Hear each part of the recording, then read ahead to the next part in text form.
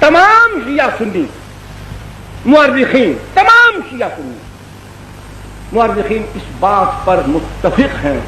کہ محرم کی 10ویں کو یہ جو کچھ آج ہو رہا ہے یہ واقعہ کربلا کے پورے 300 سال بعد شروع ہوا۔ ایک تو خود واقعہ کربلا رسول اللہ صلی اللہ علیہ وسلم سے 60 برس بعد یا 58 برس بعد تقریباً واقعہ خود رسول اللہ کے بعد ہو رہا، پھر اس واقعے کے ٹھیک 300 سال بعد ایک ایرانی نسل شیعہ معز الدولہ دہلوی بویح خاندان کا اپنی چالاکی، عیاری، مکاری، تقیہ اس کی بنیاد پر وہ مسلمانوں کی حکومت میں گھسا، وزیر بنا۔ اس نے بغداد کے اندر سب سے پہلے جلال الدین سیوطی رحمۃ اللہ علیہ اور غالباً البدایہ والنہایہ والے بزرگوں نے 351 ہجری لکھا ہے، باقی تمام بزرگوں نے 352 ہجری میں معز الدولہ دہلوی رافضی شیعہ نے، ایرانی تھا، اس نے سب سے پہلے 10ویں محرم کو حکم جاری کیا کہ بازار بند کر دیے جائیں، نان بائی پکانا بند کر دیں۔ حکمن کہا کہ عورتیں اپنے سروں کو کھول کر، بالوں کو بکھرا کر، سیاہ لباس پہن کر، سروں میں خاک ڈالتی ہوئی، منہ پر تھپڑ مارتی ہوئی، اپنے کپڑے چاک کرتی ہوئی بازار میں نکلو۔ یہ حکمن اس نے کرایا۔ نمبر 2، سب سے پہلے قبہ گنبد نما ایک گنبد بنوا کر شہر کے چوک میں رکھوایا، اس پر ٹاٹ ڈالے، وہ نمونہ بنایا سیدنا حسین رضی اللہ تعالی عنہ کے مزار کا۔ یہ پہلا کام بھی اسی نے کیا۔ تیسرا، اپنے دور حکومت کے اندر بغداد کی تمام مساجد کے دروازوں پر تمام صحابہ کرام بالخصوص سیدنا معاویہ رضی اللہ تعالی عنہ پر لعنت لکھی ہوتی تھی۔ یہ معز الدولہ دہلوی حرام خور خنزیر، سب سے دنیا کا کوئی مورخ یہ بات ثابت نہیں کر سکتا۔ قسم خدا کی کھا کر کہتا ہوں، میں غریب آدمی ہوں، نقد دینے کا دعویٰ نہیں کر سکتا، میں جھوٹا ثابت ہو جاؤں تو سر بازار مجھے 100 کوڑے مار دیں۔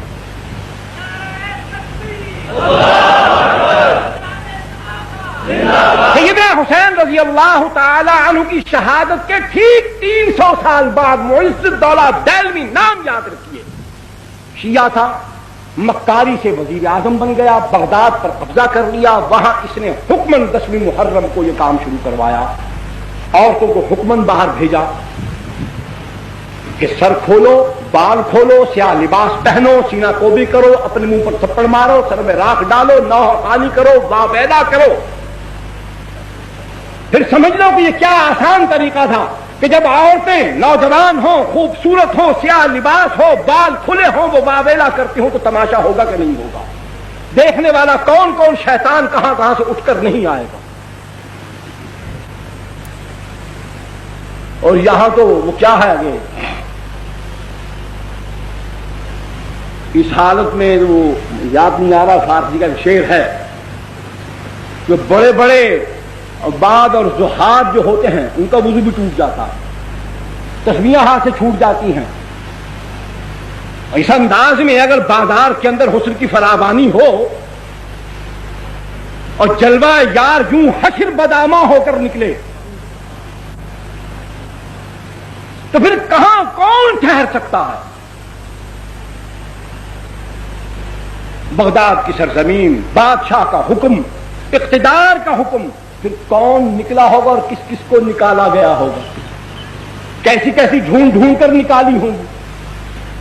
کیسے کیسے جلوے مہیا کیے گئے ہوں گے، کیسی کیسی افسرائیں نرتقیں دکھاتی ہوئی وہاں جلوہ افروز ہوئی ہوں گی۔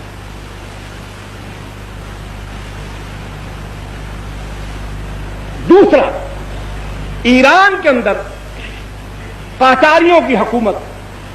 ناصر الدین شاہ قاجار،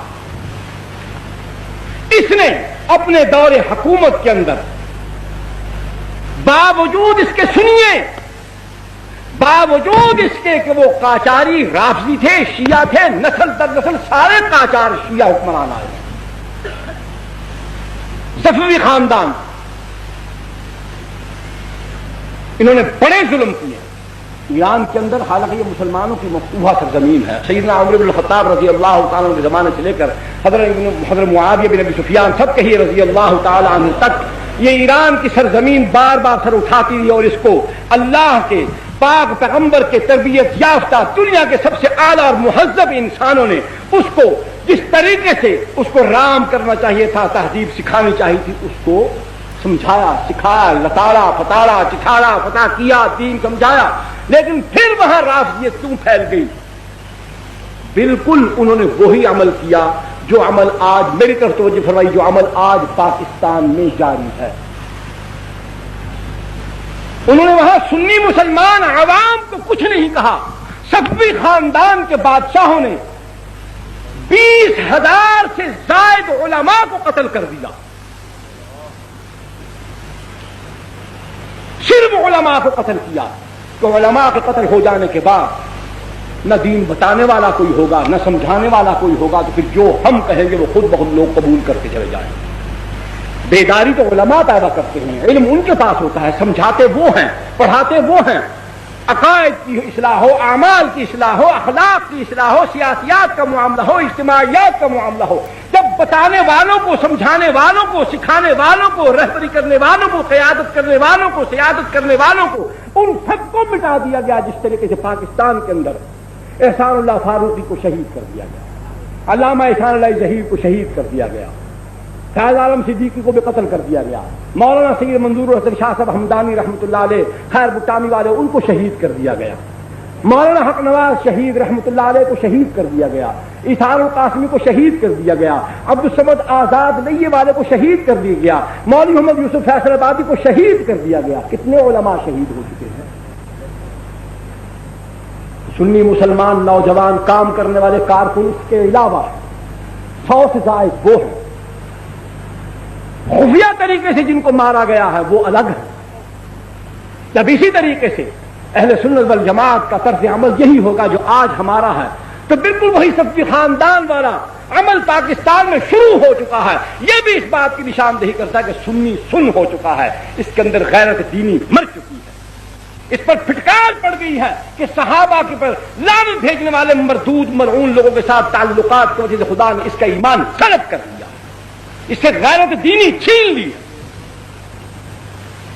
قاجاری خاندان،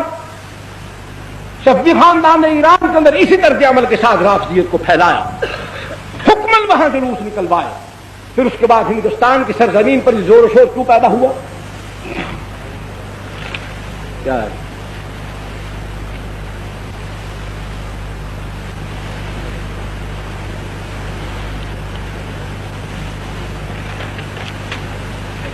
ہندوستان کے اندر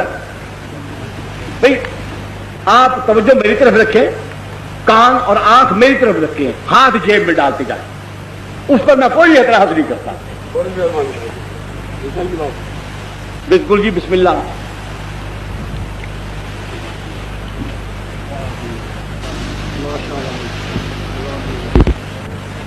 توجہ میری طرف رکھیں،